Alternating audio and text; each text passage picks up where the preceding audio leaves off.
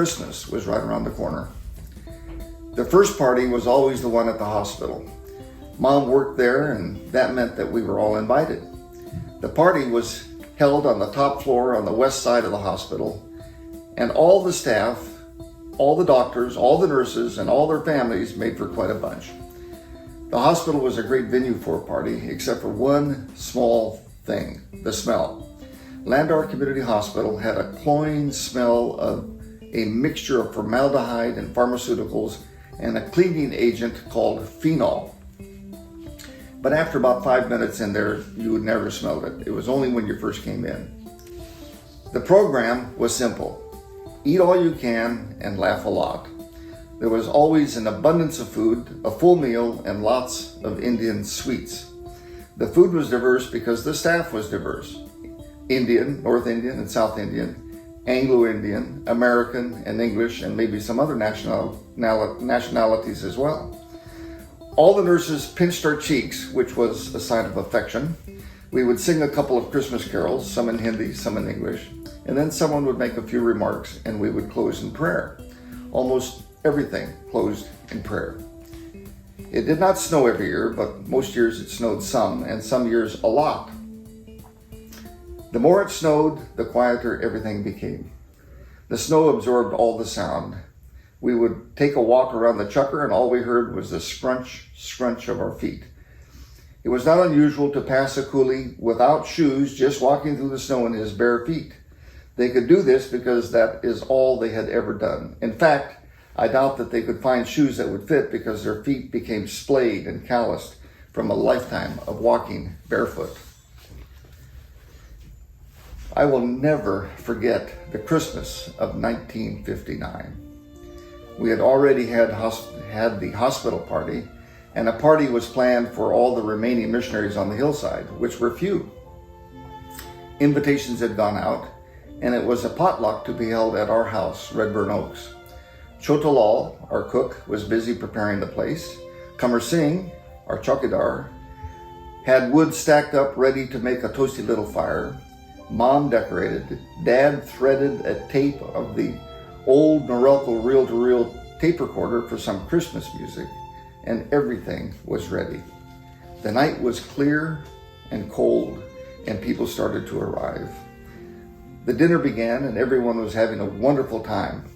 I was doing my very best to achieve a sugar high by concentrating on the desserts. It was a bit crowded, and the house started to warm up. Sometime around the end of the second hour, things were just starting to die down towards a peaceful, contented conclusion when, what on earth? Who on earth? In came someone, a man, an American or European, in a Santa outfit, hoing his way into the room. Over his shoulder was a sack, a large sack. No, could it be full of toys? He certainly had everyone's attention, especially us kids.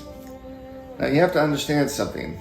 The mission community I grew up in was not overly fond of this Santa stuff. Santa clouded the real meaning of Christmas. But here was someone, who could it be, that had gone to the trouble of putting together a passable Santa outfit, complete with paunch and considerable cotton plastered all over his face. In fact, there was so much covering his face, we couldn't tell who it was. To the delight of the kids and the increasing puzzlement of the adults, Santa started passing out presents to each of the kids. Ho, ho, ho, was all he ever said. No trace of an accent there, and absolutely no clue who he was. And when he was done, ho, ho, ho, off he went into the night, out the door, down the hill. Actually, this fellow, whoever he was, almost ruined the party. For the next 20 minutes, all the adults tried to figure out who he was. Who cares, we kids thought. But now, could it be Paul Schoonmaker? No, he was too tall. Besides, the Schoonmakers had left on a trip. Could it be first one name, then another? No, none of them. And there were just a finite number of people who it could be. And then slowly it dawned on the group, silent now. It had to be Mr. Alan Norrish. It could not have been anyone else. Colonel Norrish, actually. 15 years earlier, he was the commanding officer in charge of Singapore when it came back into the hands of the Allies. Now a British missionary, as it happened, he lived at Edgehill, just down the hillside from us.